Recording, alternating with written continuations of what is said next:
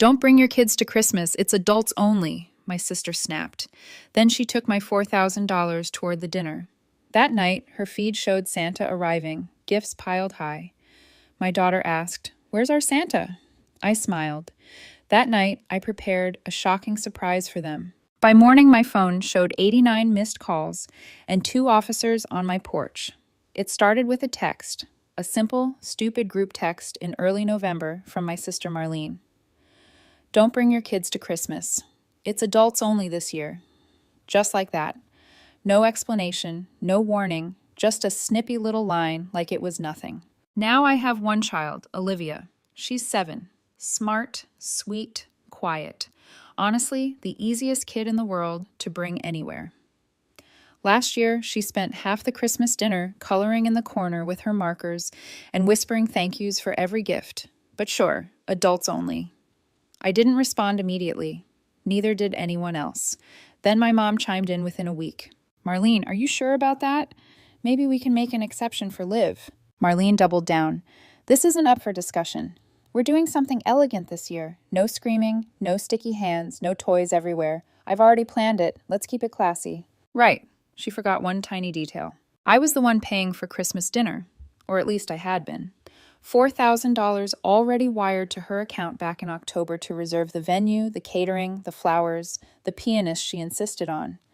She had begged me, literally sent me long voice notes about how magical she wanted it to be. "I want people to talk about it for years," she said. "So," I replied finally, "just to confirm, Liv and I are not invited, right?" Marlene replied with a thumbs up emoji. I didn't respond again. I just let it sit. A few days passed, then a week. Christmas got closer.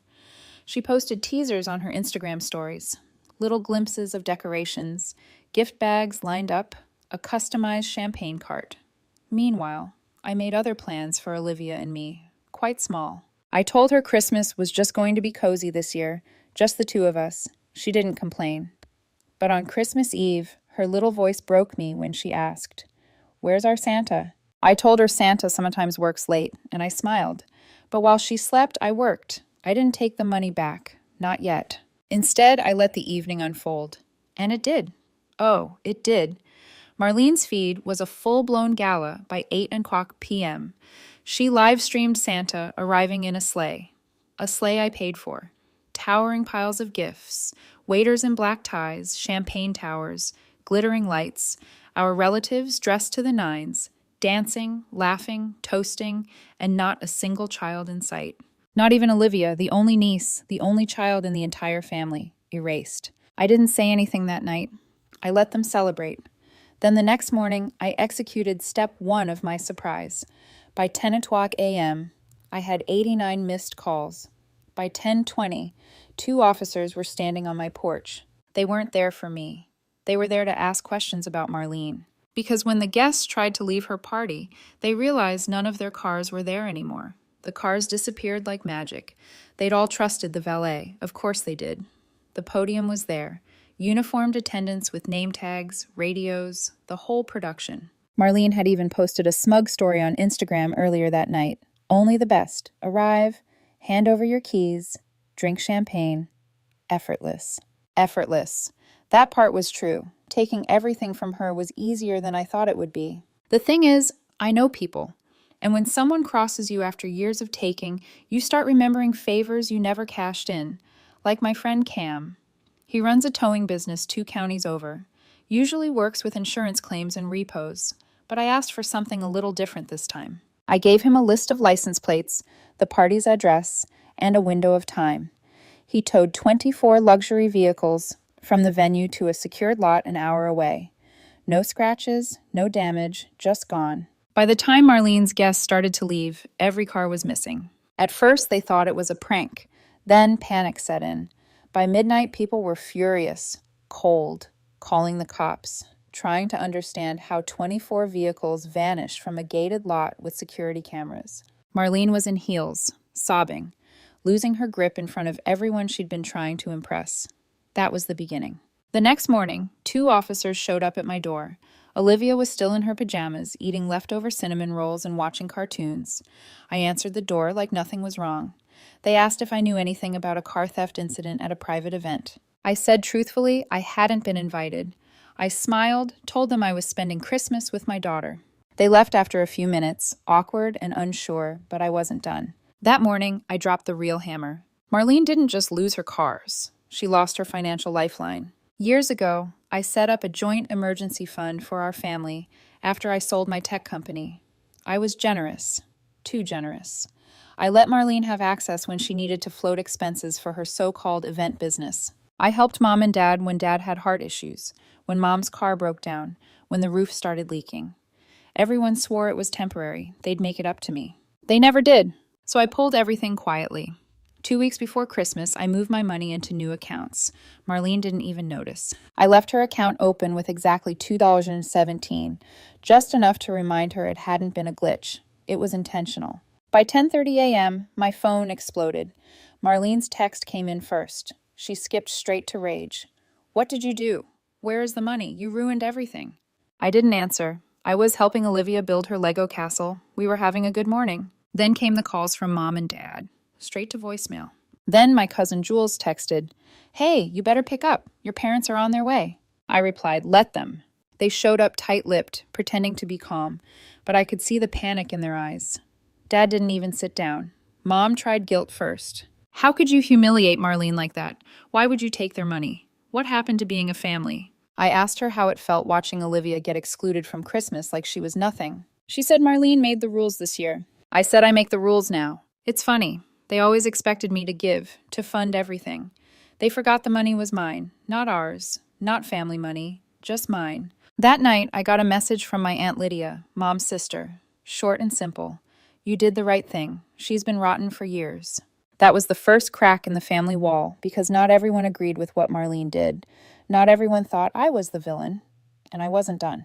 2 days after Christmas, the calls started coming from relatives I hadn't heard from in years. Some were just fishing for drama. "Wow, what really happened? Marlene said you hired a gang of tow truck drivers." Others tried to play neutral. "Can't you just talk it out, Samantha? You've always been the mature one." I love that one. The mature one. That's code for be the bigger person so we don't have to take sides. But the best messages were the quiet ones, the ones that came late at night. My cousin Eric messaged me around 1 o'clock a.m. "I always wondered how long you'd keep letting them use you. Took guts." He sent me a screenshot of Marlene's now deleted Facebook post, a dramatic rant about betrayal, sabotage, losing everything overnight. She painted herself as the victim of some financial mugging. Never once mentioned Olivia, never once said she was sorry. And now it wasn't just about the party or the money. Marlene's credit cards had started bouncing. That elegant Christmas had been funded mostly on promises and overdraft protection. The florist called her, then the caterer, then the venue, all demanding payment. I knew because one of them accidentally called me. They still had my number from the original deposit. I told them gently they should speak to Marlene directly. Then I blocked the number. Meanwhile, my parents went quiet. I think they expected I'd cool down after the holidays, or maybe they assumed I was bluffing. But the silence lasted into January. I didn't unblock the joint account. I didn't respond to voicemails. I didn't return the sweater Mom left on my porch with a note saying, "Let's move past this." They wanted me to act like everything was fine, like we could just gloss over what they allowed to happen. Pretend Marlene didn't exile Olivia from her own family for the sake of aesthetic. That week, I sent Olivia back to school. She was fine, more resilient than I expected. But I wasn't. Every time I saw her happily playing or doing homework, it hit me again. How easy it had been for them to cut her out. My 7-year-old, my entire world. So I made the next move. Marlene's business website, a flimsy WordPress page she barely updated, had a few fake testimonials on it. I knew because 2 of the names she used were childhood friends of mine who hadn't seen her in years. I sent screenshots and explanations to the Better Business Bureau and flagged her Instagram business page for false advertising. I didn't lie, I didn't exaggerate, I just shared the truth. Within a few days, her page was down. A few small vendors she worked with posted vague statements about reevaluating partnerships. One of her clients, someone she used to brag about nonstop, publicly said she wouldn't be hiring her again. She spiraled fast. Mom called again, this time angry. "You're destroying your sister's life over one party." I didn't answer, but I did send her a screenshot of Olivia's text to Santa, which she dictated to me before bed. "Dear Santa, I'm sorry if I was bad, and that's why I couldn't come. I'll be better next year." Mom didn't respond after that. A week later, the final crack formed. Dad showed up at my door alone. No warning, no speech prepared. He looked tired, older. He just stood there holding a check. "From the account," he said. I figured I should at least try to make it right. I took the check, looked at the number, and handed it back. "I don't want it, but you and Mom should know. I've separated the accounts permanently, legally. I spoke to my lawyer last week. From now on, nothing's in my name except what I earn." He didn't fight me. He just nodded, put the check back in his pocket, and walked away. That night, I booked a short weekend trip for Olivia and me. Just the two of us. Beachside, warm weather, no drama. I didn't tell anyone where we were going. Meanwhile, Marlene's world was shrinking by the day. And the reunion, it was already being planned. They just didn't know what I had in store for it yet. The invitation came in mid-February, tucked inside a gold-foiled envelope, like it was something special. It wasn't. Family Healing Dinner, Sunday, March 3rd at 5 p.m. That was the title. Not hosted at anyone's house, of course. It was at a rental hall outside the city. Probably booked last minute, probably paid for with someone else's card. There was a phone number to RSVP. No signature, just a location, a time, and a quote at the bottom that read, "We are stronger together." I didn't RSVP. They still set a place for me. A week before the dinner, my cousin Leah, one of the few who had stayed completely silent since Christmas, called me for the first time in over a year. She got straight to the point. "They're trying to get everyone in one room. I think your parents are behind it. They think if they can make it look like everyone's forgiven Marlene, you'll feel pressured to fall in line too." She paused. "They're scared of you now." That was new. I was used to being taken for granted, but feared. Not once. Not ever. I thanked her and asked if she was going. She said she was, but only to watch the crash. She sounded almost excited about it. I could tell she wanted me to go, not for peace, but for the aftermath. I waited until the day before the dinner to make my move. I sent one email, just one, to the rental venue. I attached 2 documents. One was a cease and desist regarding the use of my name in any event promoting family healing, and the other was an invoice, a breakdown of every dollar I'd ever spent on family holidays over the last 6 years, including the recent Christmas event, stamped "paid in full" at the bottom. I signed it. "Please ensure the family covers their own costs moving forward. Samantha." I CC'd Marlene, my parents, and 4 relatives I knew would immediately hit reply all. Then I blocked every single one of them on every platform. The dinner still happened. I didn't attend, but I heard everything. Leah texted me that night. "Your name got brought up 5 times in the first 20 minutes. They sat next to an empty chair with a gift bag on it, like you were just late. Marlene cried twice. Your mom tried to toast to new beginnings. Nobody clapped." Apparently, after dinner, someone made the mistake of asking who was covering the bill. My dad offered to split it, but his card was declined. And Marlene, she said she'd forgotten her wallet. Leah said the night ended with a quiet argument in the parking lot and 3 people slipping out without saying goodbye. No hugs, no photos, no forgiveness. Exactly how I wanted it. The next morning, I sent out a final message to the family group chat, the one I hadn't typed in since the day of the Christmas text. Just one line. Some of us don't heal, some of us move on. I left the chat right after that. And then I booked a lawyer because there was still one more move to make. I didn't even plan on involving a lawyer originally, but when you stop being useful to certain people, they panic. And when they panic, they start talking too much. A week after the dinner, my old boss from a freelance job I hadn't taken in years sent me a weird email. "Hey, just confirming, are you still offering consulting under your old business name? Your sister reached out quoting your rates. Said you were collaborating again." Collaborating? I nearly laughed. I called him. He read me the email Marlene had sent from her event firm, pitching herself as someone who co-manages high-end tech partnerships and that her team, me, would be available for limited consultation. She even attached a portfolio with mock-ups I had made years ago. That's when I looped in my lawyer. We filed a cease and desist within 48 hours. And then we went one step further. I had him draw up formal documentation severing all family financial ties. No shared liabilities, no proxy authorizations, no co-signing privileges on anything. And then I pulled the final string. I froze the family trust. Not many people in the family knew it existed. It had been small at first, a quiet portfolio of stock investments and property assets I'd grown, and quietly included my parents in years ago because I thought it was the right thing to do. They didn't put in a cent, but they were listed as passive beneficiaries. I changed that. The freeze was legal, binding, and very, very permanent. My parents called me within the hour, both of them, voicemail after voicemail. Mom tried guilt again. Dad sounded like he was trying not to yell. The words ungrateful and unforgivable were thrown around. That was rich, coming from them. I didn't answer any of it. But Olivia noticed I was quiet that week. She asked if I was mad at Grandma. I told her I wasn't mad. I was just done. Then came the fallout. Marlene lost her business license. Not from anything I did, but because she'd been reported enough times for shady behavior that the state started asking questions.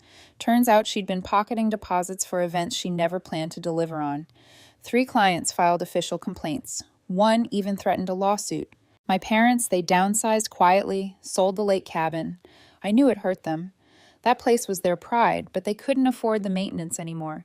They still tried to act like it was a lifestyle change. Sure. At the same time, Olivia and I were doing just fine. I picked up a new project, launched a small side app just for fun, and started planning a trip for the summer. Somewhere new. Somewhere just us. But then I got an invitation I didn't expect. This time it was handwritten from my Aunt Lydia. It read, "Everyone's meeting at the house for a reunion. We think you should come. No pressure, just honesty." I sat with it for a few days. Not because I was unsure, but because I wanted to really think about what I was going to wear. But I was going, and I had one last thing to say. I wore white, not for drama, not for symbolism, just because it was clean, quiet, and impossible to ignore in a room full of people who'd once looked through me like glass. It was early April, warm enough to keep the windows cracked, cold enough that the tension inside my parents' house felt even thicker. They'd offered to host the reunion to show unity. I showed up on time, alone. Olivia stayed home with Cam's wife, coloring Easter eggs and watching cartoons. She didn't ask to come. She didn't even ask about Marlene anymore. 7-year-olds remember who left them out. They remember the door that closed. I walked in and saw the usual suspects. Most of the extended family looked away at first, then pretended to smile. My mom went straight for the kitchen, already holding a glass of wine. My dad was in the backyard pretending to mess with the grill, though nothing was cooking. Then Marlene walked in, thinner. Her hair was duller.